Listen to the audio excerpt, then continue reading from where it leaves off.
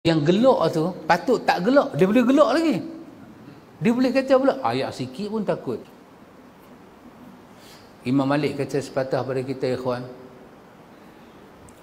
Imam Malik kata, kau bacalah sejarah Nabi Nuh alaihi salam. Baca. Imam Malik suruh kita baca riwayat hidup Nabi Nuh. Kau baca A sampai Z. Lepas tu Imam Malik kata, aku nak beritahu satu benda pada kau. Sesungguhnya dia kata, sunnah Muhammad seperti mana bahtera Nuh alaihi salam. Sunnah ni dia kata seperti safinah Nuh alaihi salam. Seperti mana bahtera Nabi Nuh alaihi salam. Kita pun tak tahu besar mana. Riwayat yang paling kita pernah dengar, bahtera Nabi Nuh besar mana? Panjang dia 1,100 hasta. Tinggi dia 600 hasta. Dalam Qisasul Anbiya. Itu riwayat Ibnu Abbas. Paling besar tu dia kata. 3 lapis. Bawah buah binatang berpasangan, buah tanaman, binatang berpasangan, buah orang. 3 lapis. Nuh tebuk pintu. Tunggu pokok tu naik 100 tahun. Bila Nuh diejek, Nuh berdoa. Allah cerita doa Nuh dalam Quran. Nuh kata, ya Allah, dia ejek aku Tuhan. Nuh tak tahan dah dengan ejek dia apa. Sakit mendanah telinga. Allah kata tak apa Nuh. Allah kata tak apa Nuh. Pada hari Tuhan kata tak apa, aku terima doa engkau Nuh. Hari itu Allah kata kepada Nuh, tanam pokok. Maka Nuh pun tanam pokok. Cukup 100 tahun pokok tu naik. Allah arahkan kepada Nuh daripada pokok tu buat bahtera. Kena ejek lagi, buat bahtera di... Yalah, siapa tak kata ikhwan buat bahtera padang pasir. Kalau buat di Tuk Bandar ni tak apa, Titi Bandar ni buat di padang pasir. Kena orang kata macam-macam. 950 tahun. 950 tahun. Akhirnya Allah kata pada Nuh, apa yang kau buang masuk dalam tu, buat masuk dalam bahtera kau. Masuk habis.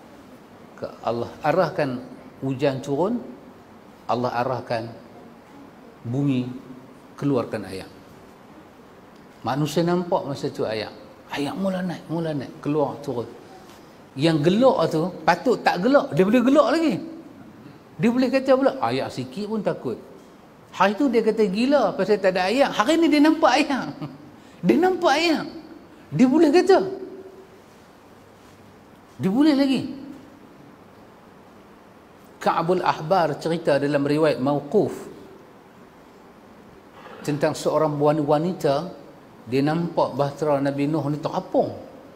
Dia dengan anak dia. Dia dengan anak kecil dia, dengan baby dia. Dia nampak. Dia lari ke bukit yang rendah. Dan dia nampak ayat tu naik, dia lari ke bukit yang tinggi. Sampai dia pergi panjat bukit dia dengan anak dia, dia tak boleh buat apa dah. Dia julang anak dia naik di atas. Dia tak mau naik atas bahtera Nabi Nuh.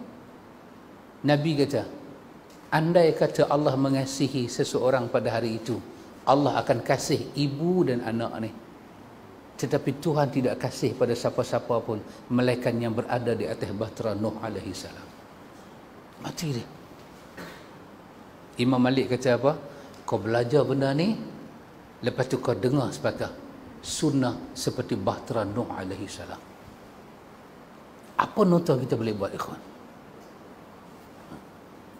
Siapa tak naik atas bahtera, dia tak selamat. Dan kalau keluar daripada bahtera, kalau dia boleh kata dia selamat, dia bohong. Kerana ayak ni mai ni dalam keadaan mughriqin, akan menenggelamkan semuanya. Sa'awi ilal jabal, kami larilah naik. Tak, la asimal yaum. Nuh kata la asimal yaum, hari ni tak ada siapa boleh selamat. Tak ada siapa boleh selamat hari ni, melainkan orang yang dirahmati oleh Tuhan saja. Siapa dia? Orang yang ada atas bahtera.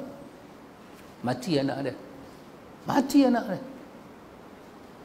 Imam Malik kata sunnah seperti bahtera Nabi Nuh. Selain daripada sunnah fitnah kehidupan, seperti ayat bah tu, dia keluar daripada bumi, dia turun daripada langit. Yang siapa pun tak boleh selamat di akhir zaman, melainkan dengan sunnah. Dengan sunnah. Nabi kata dengan sunnah, bukan dengan semayang. Dengan sunnah, bukan dengan semayang. Semayang tu satu juzuk dari sunnah. Maybe 0.1 daripada sunnah. Maka sunnah bukan sembahyang saja. Sunnah adalah akhlak, sunnah adalah kehidupan, sunnah adalah perasaan, jiwa, penilaian. Itu adalah sunnah. Bagaimana kita nilai orang, bagaimana kita komunikasi pada orang, bagaimana kita berhadapan dengan orang, itu juga sunnah. Solat itu satu juzuk. Kita mungkin berjaya tang solat, tapi tang perasaan kita tak berjaya. Tang nilai orang, komunikasi dengan orang, mungkin kita tak berjaya. Maka Nabi kata, fa'alaikum bisunnati. Apa yang aku nak daripada kamu tentang banyak kerana hidup ni, aku nak kau pegang dengan sunnah aku. Kau selamat. Kau selamat. Allah kata dalam Quran, Nuh itu innahu kana abdan syakura. Dia hamba yang bersyukur. Allahu Akbar. Maka orang yang tak ikut Nuh dianggap tak bersyukur pada Tuhan. Kalau Nuh hamba yang bersyukur, Muhammad macam mana ikhwan?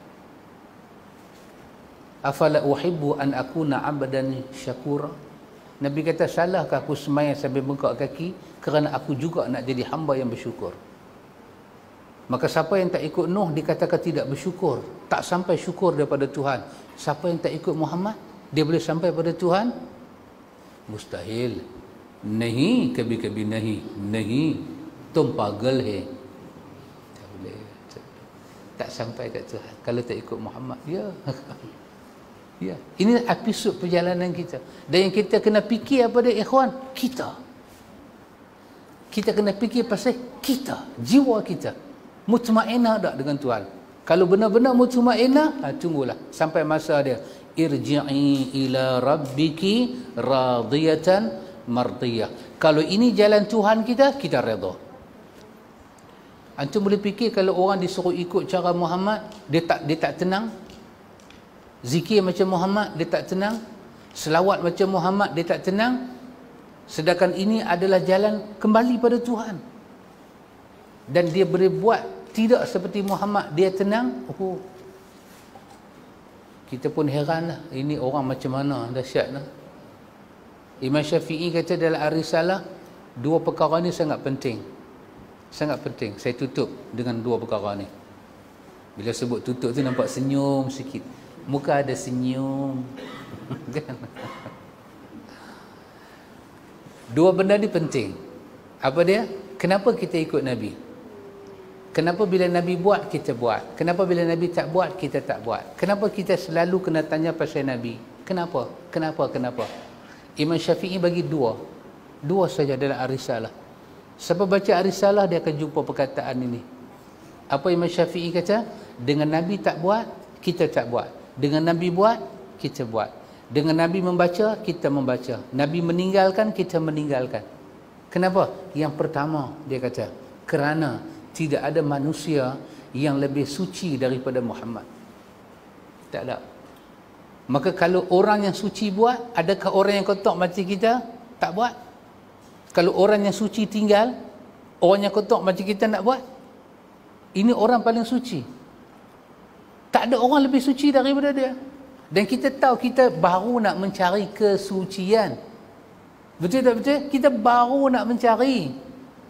Mungkinkah kita yang baru nak mencari meninggalkan orang yang telah mendapat endorsement daripada Tuhan, dia suci? Dia suci. Dia telah sampai makam ubudiyah. Satu. Yang kedua, Imam Syafi'i kata apa? Dengan Nabi tak buat, kau tak buat. Dengan Nabi buat, kau buat. Itulah makna ikutan, itibak yang kau bagi pada dia. Yang Quran kata, qul in kuntum tuhibbunallah fattabi'uni. Itulah bentuk itibak, mengikuti. So Nabi tak buat, kau tak buat. Nabi buat, kau buat. Itu nak panggil apa tu? Itu nak panggil ikut ke, nak panggil engkar ke? Tuan ikut saya. Tadi saya ikut Faisal tadi, anak Tuan Haji Rashid kan. Dia kono, saya kono. Dia kono, saya kono. Sampai lampu stop dia bagi kanan, saya bagi kiri. Kalau dia tanya saya, pasal apa ustaz buat lagu tu? Saya ikut. Lah kalau ikut saya ke kanan, pasal apa ke kiri? Tak apa, yang penting ikut. Tu ikut pesen apa tu? Tu ikut dalam kamus mana tu? Nabi buat, kau buat. Bermakna kita ikut lah. Nabi tak buat, kita tak buat, itu bermakna ikut? Ya, kata Imam Syafi'i, kerana Tuhan nak kita tahu bahawa manusia paling suci Muhammad, manusia kita kena ikut Muhammad. Maka kerana tu kita tak boleh pisah dengan Muhammad. Kalau kita pisah dengan Muhammad, Imam Malik kata belajar daripada kisah Nabi Nuh apa jadi dengan hidup. Kau akan ditenggelamkan keseluruhannya. Keseluruhannya akan ditenggelamkan. Mengerikan, mengerikan. Lebih-lebih balik bertemu dengan Tuhan Jalla wa'ala. Jadi ikhwan, kesimpulan dia, apa dia? Kita hanya nak dapat jiwa yang mutmainnah, itu saja. Pencen dapat dah, alhamdulillah. Berim pun dah pernah dapat. Jangan kata tak dapat, pernah dapat. Alhamdulillah. Berim pun dah dapat dah. Cucu pun dapat dah, menantu pun dapat dah. Kencing manis pun dapat dah. Alhamdulillah. Semua dapat dah. Satu aja tinggal, mutmainnah. Inilah ujian terakhir sebelum kita sampai di ujung kehidupan. Semoga Allah menganugerahkan kepada kita jiwa yang mutmainnah. Allah bagi pada kita jiwa yang beriman, nak berjumpa dengan dia di hari akhirat. Allah bagi kepada kita ini hati yang redha dengan qada yang dia bagi, dan Allah bagi pada kita ikhwan qanaah, iaitu rasa cukup dengan apa yang dia bagi pada kita. Semoga dengan itu berhimpunlah mutmainnah pada hidup kita ikhwan. Ikhwan, semoga Allah merahmati antum dan merahmati saya.